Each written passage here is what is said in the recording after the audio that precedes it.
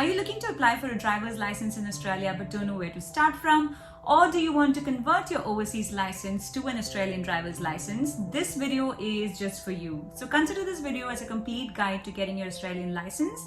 So without wasting much time, let's get started.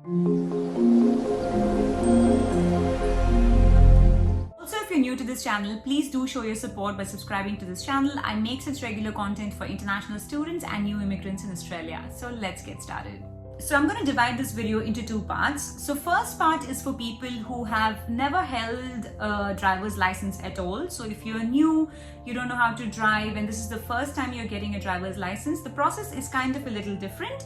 And for people who already have a full overseas license, the process is different. The part two is going to be for people who already have a valid overseas full license, and the part one is for people who don't. This one, there are 4 stages. So first one is getting your learner's license, and then getting your provisional 1 license, which is also called the Red P, and the third one is to get your provisional license 2, which is the P2 license, which is also called your green plate, and then the final process is getting your complete full valid license. So as a first stage, you will have to apply for a learner's license. To be eligible to apply for a learner's license, you need to be of age 16 and above. You have to pass a driver's knowledge test. So you can visit any service center in your area to book this test. And this is a simple online test which hardly takes about 30 to 45 minutes, and you do it inside a service center.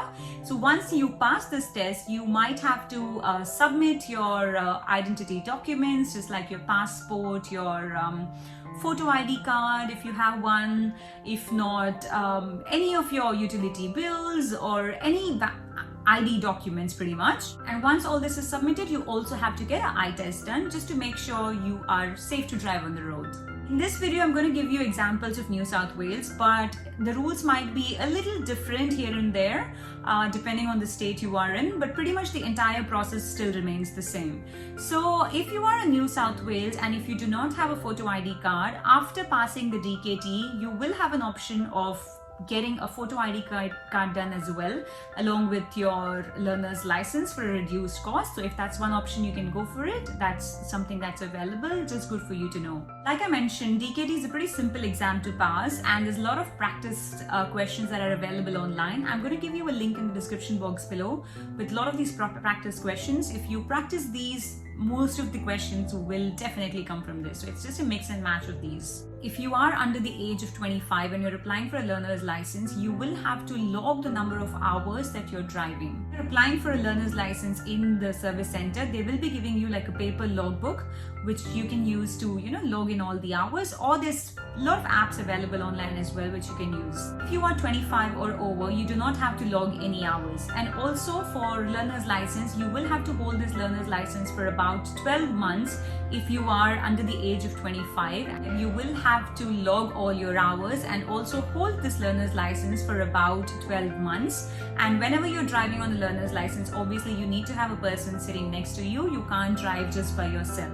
In total, you have to drive at least 120 hours, out of which 20 hours need to be like a night driving time. But if you are over the age of 25, you do not have to log any of your driving hours, and you do not have to hold this learner's license for 12 months as well.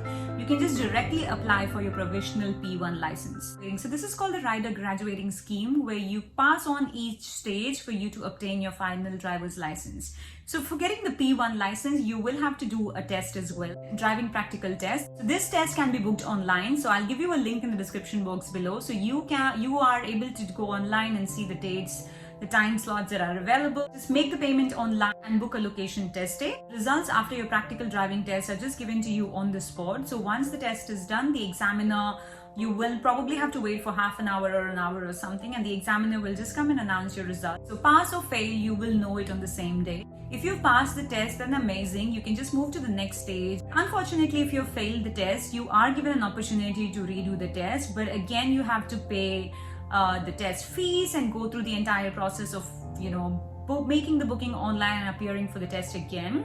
You just need to have a gap of 7 days between the first test that you have taken where you have failed and the second test. So make sure the 7 days gap, and you can rebook and keep doing the test n number of times. And before you go for your practical test, you will have to do the hazard perception test as well. You need to pass this test for you to be eligible to sit in the practical driving exam. This test is just to measure how good are you in identifying the potential driving risks that might happen when you are practically driving on the road.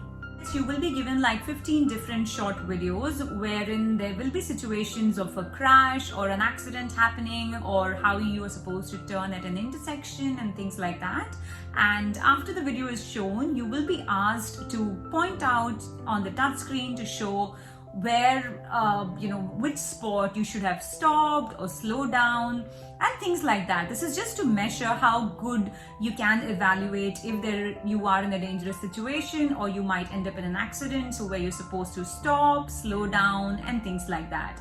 And before you do this hazard perception test, you will be given like 2 short practice question tests as well before your main test begins. So once this is done, you go and do your main test, which is your practical driving test. Once that test is done and you have passed, then you can move to P2. To apply for a P2 license, obviously you should have held your P1 license, which is your red P, for about 12 months.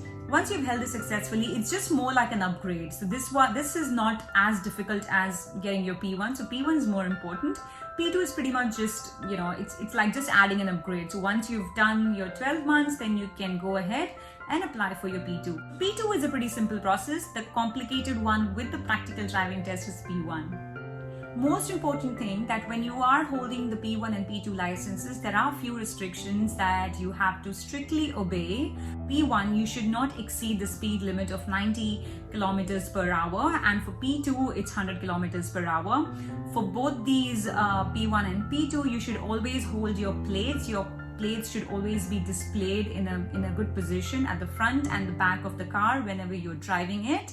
You're not allowed to use mobile phone while you're driving. Obviously, even when you're stopping at the lights or anything like that, you're not allowed to have phones. But yes, when you park the car somewhere, you're obviously allowed to use it. You should not be using even like Bluetooth speakers or any of your headphones, like the Bluetooth headphones as well. And you always need to have a GPS. So you can't have your phone on the phone stand at the front and then drive. So this is one of the rules as well. No percentage of alcohol is allowed at all, and also while you're on your P1 and P2, you cannot supervise anybody who is driving on the learner's license. Like you can't sit next to them and supervise them, you know what I mean? So yeah. Final step before you get your full license is that you will have to hold your P2 license for about 2 years. No practical test here again. So you will have to do your eyesight test again, submit your identity documents and pay for the full license fees, and that's it pretty much. You will get your full license immediately. That's all for part 1. So now moving on to part 2. So this is for people who have held an overseas full license before for a minimum of 3 years and are wanting to just transfer that license to an Australian license. The process is pretty simple. So first thing you're going to do is getting your license verified. So you have to just walk into a service center.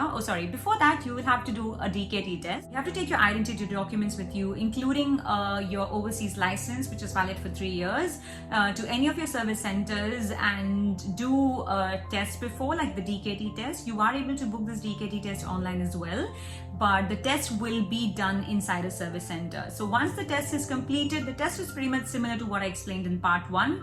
If you want practice tests, like practice samples of those DKT questions, I will leave it in the description box below. You can use that to refer and practice. So once your DKT is done online, you will have to submit your original documents, your identity documents, like I mentioned before. Your passport could be your photo ID card, your utility bills, or anything that has your name and your address on it.